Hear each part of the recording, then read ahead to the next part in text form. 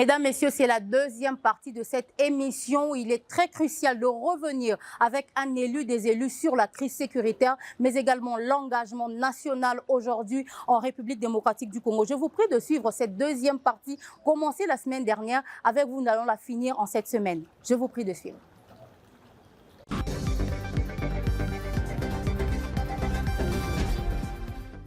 C'est parti avec la continuité de cette émission. Nous allons revenir ici sur essentiellement les vacances parlementaires de l'honorable sénateur Clément Mouya-Mouboyaï dans le territoire d'Ilebo. Vous étiez dans le territoire d'Ilebo. De quelle date à quelle date encore précisément? En tout cas, je suis arrivé à Ilebo le 7 février et j'ai passé près de 10 jours. C'est vrai qu'il y a eu beaucoup d'activités. On ne va pas tous les énumérer ici, mais j'aimerais un peu que vous reveniez vous-même sur ce qui vous a marqué, peut-être. Arrivé à Ilebo, ce qui m'a marqué en premier, c'est l'engouement avec lequel la population ileboise m'attendait. L'appel lancé et la réponse de la population à cet appel pour soutenir les institutions de la République démocratique du Congo, pour soutenir les présidents de la République, pour soutenir les FARDC et les Ouazalendo, pour la défense de l'intégrité territoriale. J'ai été plus que content de voir que les jeunes d'Ilebo ont répondu présent à l'appel pour l'enrôlement, vers l'enrôlement dans l'armée. Aujourd'hui, nous avons près de 200 personnes enrôlées. Je n'ai pas parlé de ça avec les autorités compétentes y afférentes, mais je tiens cela de l'administrateur de notre territoire qui fait l'intérim. Il m'a dit que de tous les territoires de la province du Kasaï, Ilebo est celui qui a envoyé jusque-là plus d'enrôlés à la province. Très bien. Alors, et cela, c'est grâce à l'appel que j'ai lancé à la population d'Ilebo le 7 février dernier. Et j'avais dit, ceux-là qui vont accepter d'aller se faire enrôler dans l'armée, ils auront notre soutien financier, moral et autres accompagnements. Je suis heureux de vous dire que les premiers lots de ceux qui sont partis avaient reçu notre soutien par l'entremise de mes représentants qui sont sur place, qui sont allés donner ça ou remettre ça à l'administrateur du territoire. Et si pas demain, lundi, un deuxième soutien va être apporté à plus de 120 autres enrôlés qui doivent être acheminés à Tchikapa. vous avez également visité des communautés, la vôtre ou celle des autres. Quel était votre sentiment partagé avec toutes ces communautés? Je n'ai pas visité la mienne et celle des autres. J'ai visité ma communauté. Parce que toutes les communautés qui sont à Ilebo et au Kasaï, c'est ma communauté. Donc, il n'y a aucune distinction. Quand je suis arrivé à Ilebo, je parlais de l'amour. Je parlais de la cohésion. Et je parlais du savoir vivre ensemble. J'ai demandé à la population d'Ilebo de mettre fin à la division tribale. J'ai demandé à la population d'Ilebo d'éviter des tiraillements et des querelles inutiles, mais de vivre ensemble pour l'intérêt d'Ilebo. Parce que vivre dans la division, c'est faire appel à l'esprit d'escargot, je l'avais dit. Ilebo risque de ne pas se développer comme il se doit parce que nous vivons dans la division. La division ne construit pas. La division n'avance pas. La division ne développe pas. Par contre, si nous sommes dans l'amour, si nous vivons dans le pardon, dans l'amour, dans la concorde, dans le savoir vivre ensemble, n'est pas considéré qu'il est de telle tribu ou de telle autre tribu, nous allons faire développer notre territoire et partant notre province du Kasaï. Et donc, ce qui m'a beaucoup plus touché, c'est cet amour-là que la population d'Ilebo m'avait réservé et l'amour que moi j'ai pour la population d'Ilebo. Pas un seul village sans forage d'eau, c'est ça le slogan? Ou je me trompe? Ce n'est pas un simple slogan, mais c'est une réalité. Ok. C'est sur ça que j'aimerais qu'on s'apaisantisse ici. Pourquoi finalement en fait, c'est du matu vu ou bien vous voulez vraiment implanter de l'eau dans tous les villages du territoire d'Ilebo de la province du Kasaï? J'ai le privilège et l'avantage d'avoir vécu au Kasaï. Je connais ce que c'est la souffrance du Kasaïen. Se réveiller le matin, aller puiser de l'eau à 2, 3, 4, 5 kilomètres, remonter avec avant qu'il ne soit 7 heures pour enfin aller à l'école. On n'étudie pas comme il se doit. J'ai l'avantage d'avoir vécu cette souffrance. Et aujourd'hui, si j'ai la possibilité de pouvoir épargner la génération actuelle et future de cette souffrance, pourquoi je ne le ferai pas? Il ne s'agit pas là d'un matu vu. Il ne s'agit pas là d'un slogan, mais il s'agit d'un apport, d'un soutien que j'ai à apporter à la population d'Ilebo, à la population de Mweka, à la population de Luebo, à la population de Kabambaye, à la population de Dekese, à la population de Luebo. Je ne le fais pas pour que les gens voient que je le fais. Je le fais pour que ce que je fais aujourd'hui puisse servir aussi d'exemple à la génération future, afin que celle-ci aussi sache comment est-ce que... Aujourd'hui, il y a des gens qui meurent parce que terrassés, frappés par des maladies d'origine hydrique. L'eau sale qu'on consomme. Madame, c'est parce que vous n'avez jamais vécu, vous n'avez jamais vu l'eau qui est consommée. C'est une eau de source, une rivière. La rivière a plusieurs compartiments, si je peux ainsi passer moi l'expression appelée. Il y en a qui se lavent là. Plus bas, il y en a qui s'y lavent aussi. Mais pendant que les uns se lavent plus haut, les autres plus bas là, puisent cette eau-là et c'est cette eau-là qu'ils consomment. Est-ce que vous pouvez vous imaginer ça? Et si j'ai la possibilité d'aider la population, pourquoi je ne peux pas le faire? J'ai lancé le projet que j'ai dénommé « Pas un seul village sans forage d'eau ». À Ilebo, il y a de l'eau. À Tchikapa, il y a de l'eau. Dans certains centres, villes ou cités, il y a de l'eau. L'eau de la régie des eaux. Il y a l'eau de la régie des eaux. Mais dans nos secteurs et villages, il n'y a pas d'eau. Je vous rassure que c'est la toute première fois pour certains d'entre eux de voir un robinet duquel jaillit l'eau. Ce n'est pas du matu vu. C'est pour mettre fin à une souffrance endurée depuis des décennies ou depuis que certains villages existent. Madame, savez-vous que le fait pour moi d'offrir les forages d'eau à certains villages met fin à certaines violences faites à la femme? Il y a des femmes, il y a des jeunes filles et des jeunes garçons qui se réveillaient tôt le matin ou tard dans la soirée pour aller puiser de l'eau à quelques kilomètres. Et en mi-chemin, vous savez ce qui se passe? Je vous dis que ce que je suis en train de faire, c'est plus que salvateur pour la population kassaïenne. Et je crois qu'il y en a qui le font dans certaines provinces, dans certains territoires, dans certains secteurs. Et ceux qui ne l'ont pas encore fait, qui peuvent le faire aussi. Si chacun de nous, c'est vrai que ce n'est pas le travail primordial d'un élu, mais personne ne me dira qu'il est interdit à un élu d'offrir ou de donner quelque chose à sa population. Si chacun pouvait le faire, je crois que nous aiderons notre gouvernement, nous aiderons certaines de nos institutions pour que la population congolaise puisse vivre aussi à son aise d'une certaine manière. À ce stade, les forages d'eau sont précisément dans quel village ou dans quel secteur? Il y a le forage dans le secteur de Bassongo. Il y a les forages dans la nouvelle ville d'Ilebo. Il y a les forages dans les secteurs de Malumalu, au village de Benamulumba.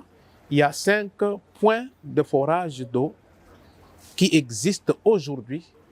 L'eau coule et l'eau est puisée par la population, l'eau est consommée par la population. Je pense que quand vous êtes en train de dire ça, les images sont en train de passer. 5 points de forage d'eau sur fond propre. Sur fond propre, je n'ai pas reçu un soutien ni d'une quelconque institution, encore moins d'une organisation non gouvernementale quelconque. Je vous dis bien que c'est sur fonds propres. Je l'ai fait à la limite de mes moyens, mais je n'ai pas dit que si le gouvernement vient appuyer les projets que j'ai lancés, si les ONG viennent appuyer les projets que j'ai lancés, je veux refuser. Non, c'est pour aider la population. Mais jusque-là, je l'ai fait sur fonds propres. Et je vous dis que c'est un projet coûteux, très coûteux même. Très bien. Vous avez parlé tout au début de cette émission de l'appel, le répondant des jeunes finalement à l'armée. Mais il y a aussi un autre côté où vous avez beaucoup de cœur, c'est le sport. On a découvert que vous êtes finalement ancien sportif et votre dévouement au sport, plus précisément au football, vous l'avez démontré lors également de vos vacances parlementaires.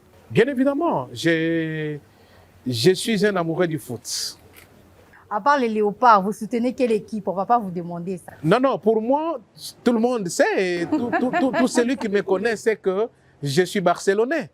Ok, Tout le monde on a un le Barcelonais ici Je sur le suis plateau. barcelonais et quand Barcelone a battu le Real la dernière fois, ça n'a fait que ma joie. Ça, et au prochain Classico, le 11 mai prochain, polémique, et je crois que ça pourra encore faire la joie de tous les supporters de Barcelone. Et donc, je suis un amoureux de foot. Quand je suis allé à Ilebo, je me suis rappelé. Quand je grandissais, on m'appelait Yapé le roi. Yapé le roi, c'est un sobriquet, un surnom qui provient du roi Pelé, que tout le monde connaît, un footballeur hors du commun. J'ai joué au foot, je n'ai pas joué dans une équipe professionnelle, j'ai joué dans mon équipe du quartier, surtout les équipes de l'école ou interscolaire. Et j'ai joué vraiment au foot. J'aime le foot. Je ne pouvais pas rentrer à Ilebo, où j'avais laissé une équipe qui s'appelle Saint-Clément.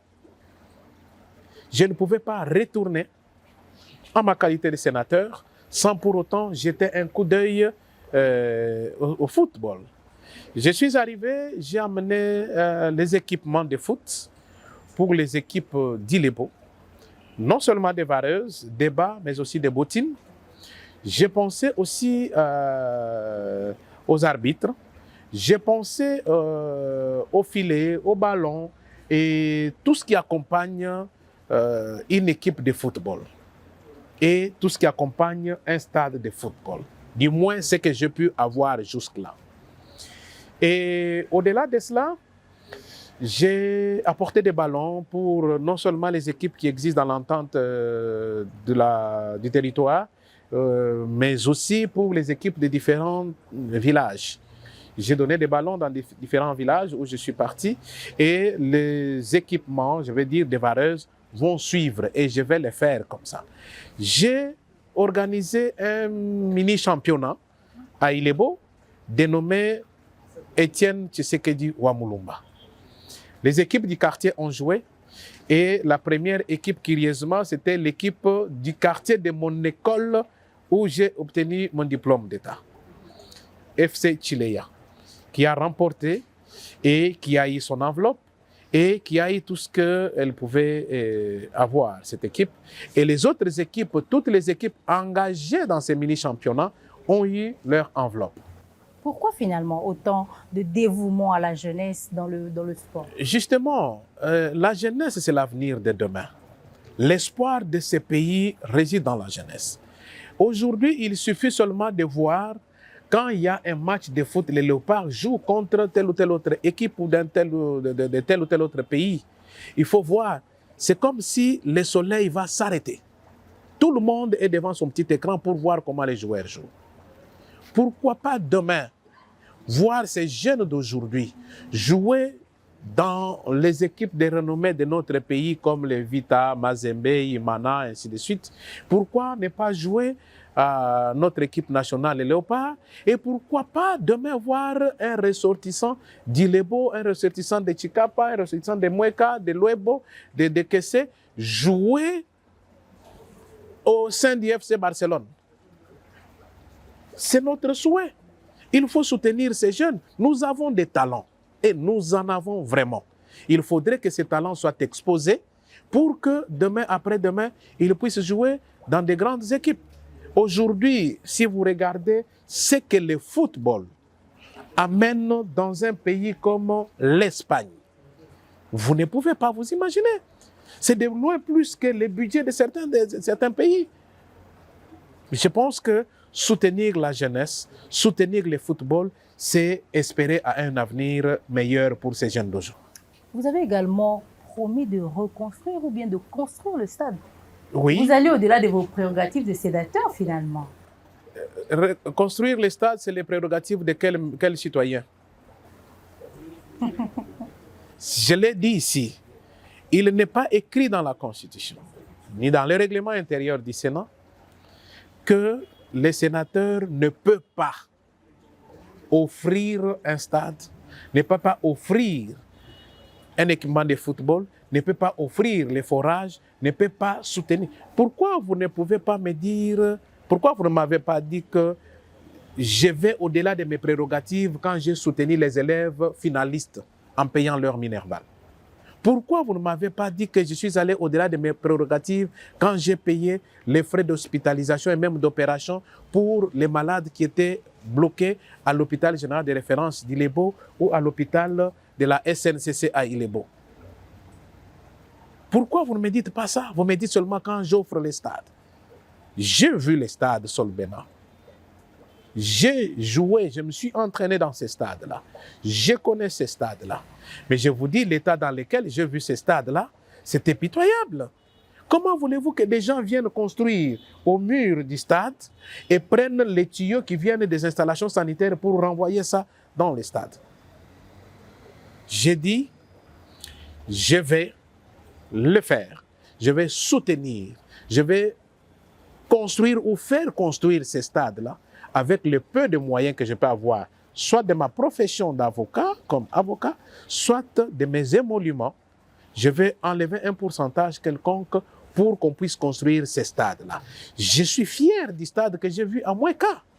À Mweka, il y a un stade qui répond au minimum des conditions d'un stade de foot. Et pourquoi pas à Ilebo? Les forages que je fais, j'ai dit, je ne les fais pas seulement pour Ilebo, mais je vais les faire pour les autres territoires. J'ai acheté les machines de forage qui sont à Ilebo. Je vais en acheter encore pour envoyer dans un autre territoire. De sorte que quand ça termine dans un territoire, ça peut aller dans un autre. Ce qui termine à Ilebo peut aller dans un autre territoire. Et donc, les domaines dans lesquels je peux intervenir, je ne vois pas pourquoi je m'interdirais d'aider là où il faut aider. Encore que la Bible nous parle de l'amour et de l'entraide. Nous allons finalement parler du port Franqui. Ah oui. Le port, c'est vrai que la ville s'appelle le port Franqui, mais le port en lui-même, qui est le deuxième plus grand port de la République démocratique du Congo, après celui de Matadi. Dans l'état dans lequel vous l'avez trouvé, je vous ai vu dans les images assez touché. Pourquoi? Je suis né à Ilebo. J'ai étudié à Ilebo. J'ai vécu à Ilebo jusqu'à un certain âge. Je connais les ports d'Ilebo. Moi, j'ai vécu à Ilebo à l'époque où Mobutu appelait Ilebo Petit Kin. Ilebo, c'est le carrefour entre l'Est et l'Ouest de la RDC. Pour ceux qui ne le savent pas, c'est à Ilebo que s'achève ou se termine ou se limitent les rails qui viennent de l'Est de la République démocratique du Congo. À l'époque, on amenait les minéraux et tout ce qui provenait de l'Est par train. On acheminait ça à Ilebo. Et au port d'Ilebo, on faisait les transbordements. On enlevait de trains pour mettre dans les bateaux et acheminer à Kinshasa. Et de Kinshasa, on amenait à Matadi pour amener ça à l'extérieur du pays. Je suis arrivé à Ilebo, au port Franqui. J'ai vu le port d'Ilebo. Madame, je vous dis, j'étais triste et attristé. Triste parce que j'ai vu l'état dans lequel le port était. Le port était sec et même séché. Au port, il n'y avait rien, il n'y avait pas de marchandises. Alors qu'à l'époque, quand nous on grandissait à Ilebo, mais il n'y avait pas de place pour entreposer des marchandises. On prenait certaines marchandises, on les enlevait du port pour les ramener à la cité d'Ilebo, entreposer en attendant que les bateaux fassent des tours. Ce n'est pas le port Franqui, ce n'est pas le port d'Ilebo que moi je connaissais. L'état dans lequel je l'ai vu, je l'ai dit tout à l'heure, j'étais triste et attristé. C'est vrai, il a fallu que j'arrive au port d'Ilebo parce que à l'époque, il y a quelques mois, il y a eu une nouvelle qui était répandue que le port d'Ilebo avait pris feu. Effectivement, le port n'avait pas pris feu, mais il y a eu feu au port. Parce qu'il faut faire la nuance. Hein. Le port n'a pas pris feu, mais il y a eu feu au port. Il y a eu incendie de quelques conteneurs, des particuliers, je suis désolé pour cela, qui avaient pris feu avec leurs marchandises. Mais il n'y avait pas de grilles qui étaient emportées par l'incendie. Il n'y avait pas de queues qui étaient emportées par l'incendie. Il n'y avait pas de bâtiments du port d'Ilebo qui avaient pris feu, à part les installations sanitaires. C'est aussi un bâtiment, il faut le dire, mais il n'y a pas eu un bâtiment déterminant le fonctionnement du port qui avait pris feu. Il n'y avait pas quoi que ce soit qui avait pris feu. Je devais arriver là-bas parce que, nous l'avons dit dans la première partie de cette émission, quand nous étions à Tchikapa, le président de la République m'avait reçu et j'avais parlé et plaidé pour ce port-là. Je devais arriver pour me rendre compte, palper du doigt la situation réelle du port d'Ilebo, afin de revenir ici, faire le lobbying, faire mon travail parlementaire auprès de ceux-là qui ont la tutelle de ces ports, pour voir qu'est-ce que nous pouvons faire pour relancer les activités du port d'Ilebo. Vous l'avez dit, c'était le deuxième port après celui de Matadi. Il faut relancer les ports, il faut relancer les activités de la SNCC, il faut relancer les rails. Si les rails sont relancés, les activités reprenaient. Je vous dis que Ilebo sera davantage le poumon économique comme plus que ce qu'il est aujourd'hui pour la province du Kasaï. Voilà ce que je peux dire. Est-ce que finalement le fait aussi que le port d'Ilebo n'est plus vraiment en activité, il y a aussi, on ressent cela sur la vie économique dans la cité d'Ilebo et dans la province du Kasaï? Bien évidemment, bien évidemment. Quand il n'y a pas d'activité à Ilebo, quand il n'y a pas d'activité au port d'Ilebo ou sur les rails, les tronçons qui viennent de... Mais comment est-ce que les biens de service vont circuler? Il n'y a pas de circulation de marchandises, il n'y a pas de circulation de personnes et de leurs biens. Encore faudra-t-il dire et préciser ici qu'il n'y a pas de route qui puisse relier la province du Kasaï avec la province du Kasaï central. La voie la plus plausible, c'est les rails. Et qui parle du rail, parle du port d'Ilebo. Et si les activités reprenaient, les maïs seront vendus, les maniocs seront vendus, les marchandises qui sont achetées au Katanga, à Mweneditu, à Kananga et tout ça, vont passer à Ilebo. Et ceux qui prennent du carburant à Kinshasa pour aller revendre au Kasaï vont passer par le port d'Ilebo, on décharge au port d'Ilebo, les trains prennent et ramènent vers les autres provinces. Et je vous dis que même pour les commerçants qui ont des activités commerciales à Mbujimayi ou à Kananga, prenons ceux qui ont des supermarchés et consorts, qui ramènent les marchandises d'ici, ils payent extrêmement cher aujourd'hui parce que les bateaux sont obligés de prendre de Kinshasa jusqu'à dans les Sankourou en passant par Ilebo sans décharger. Alors que les mêmes marchandises, si c'est déchargé à Ilebo pour prendre les trains, mais c'est peut-être moins de la moitié sur les coûts des transports. Aujourd'hui, si les ports, comme les ports ne fonctionnent pas comme il se doit, mais les activités économiques sont vraiment au ralenti. Et on sait ressentir ça dans les quotidiens économiques de la population d'Illeboise. Voilà, donc je suis en train de dire ici que nous allons tout faire et nous allons tout mettre en jeu. Seul, je ne le ferai pas, peut-être pas, je ne ferai pas le tout. Avec les autres collègues, sénateurs, les députés nationaux, nous allons tout mettre en jeu pour que les activités reprennent au port d'Ilebo et que les rails reprennent le fonctionnement normal. Parce que ça va aider Ilebo, ça va aider les autres territoires, la province du Kasaï central, la province du Haut-Katanga, la province du Lualaba, la province du Kasaï oriental et consorts. Parlons des projets PDL 145 territoires. Dans la province du Kasaï, est-ce que c'est effectif? Le constat est amer, il faut le dire, il faut l'avouer. Le constat est amer. PDL 145 territoires n'est pas remarquable dans ma province. Et après mes vacances parlementaires, je ne vais pas mettre la charrue avant les bœufs. Je vais faire mon travail de parlementaire. Aucune école construite, aucune maternité, rien qui a été soutenu, même pas un tout petit peu. Je ne viens pas ici pour faire les bilans. Mais je vais demander que celui qui était chargé de faire ce travail-là vienne faire les bilans au Sénat. Parce que nous ne l'avons pas remarqué. Nous devons le voir. Ils doivent nous dire l'argent qui était déboursé a fait quoi au Kasaï et avec éléments de preuve à l'appui. Tout n'est pas négatif, même si ce n'était pas dans les PDL 145 territoires. Mais le projet de la gratuité de la maternité, par exemple, j'étais positivement surpris d'arriver dans mon village à Benamulumba, qui est à 18 km d'Ilebo. J'ai vu que la gratuité de la maternité est une réalité dans mon village.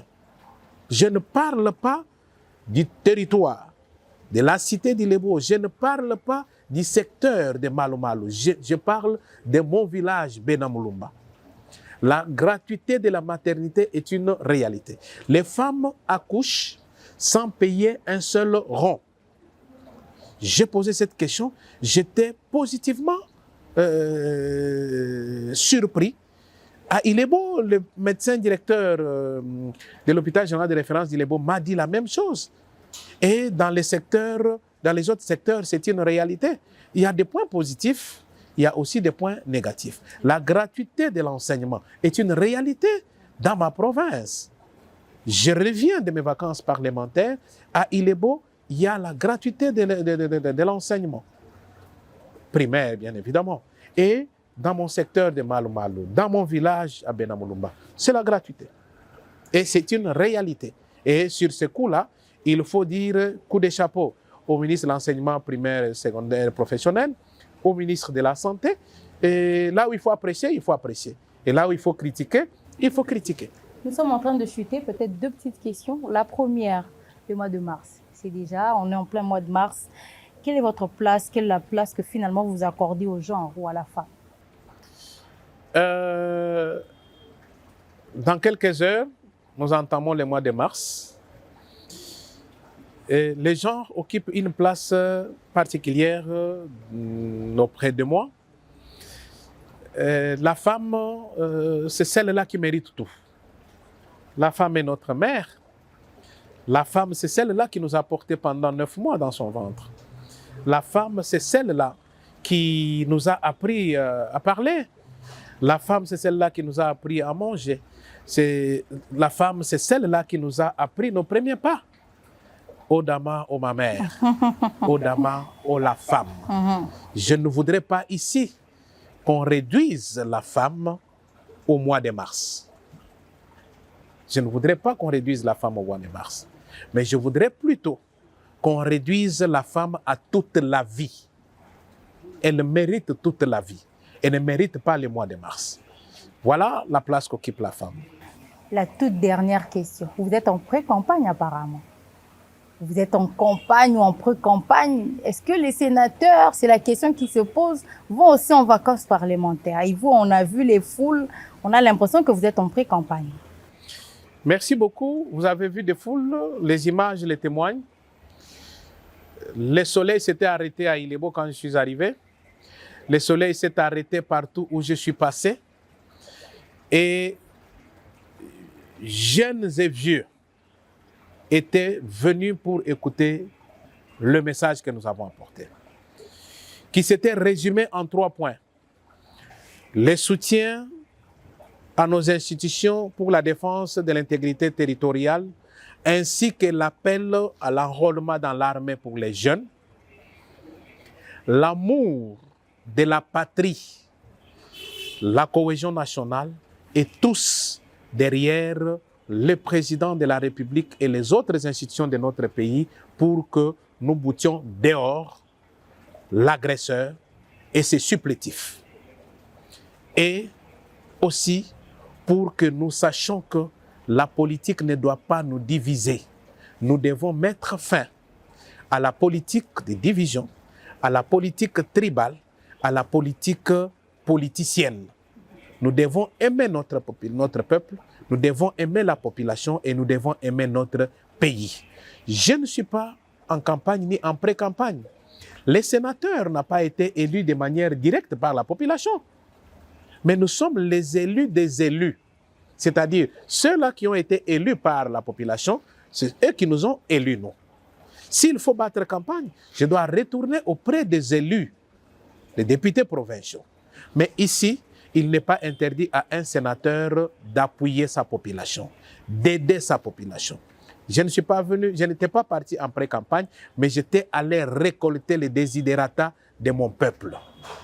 J'étais là, j'ai récolté, j'ai écouté toutes les couches et dans les jours à venir, nous verrons les résultats du lobbying que nous allons faire. En 2 secondes, votre mot de la fin. En 2 secondes, le mot de la fin, c'est que la RDC doit rester une et indivisible. Voilà. C'était l'honorable sénateur Clément Mouya-Mouboyaye avec nous. Nous sommes revenus sur l'actualité parlementaire, l'actualité politique, mais également ces vacances parlementaires en République démocratique du Congo. Merci de nous avoir suivis avec autant d'attention, autant de sympathie. Vous nous retrouvez sur les réseaux sociaux, vous nous retrouvez sur toutes les chaînes partenaires et sur la RTGA, ainsi que la RTGA FM. Je vous dis merci et à très bientôt.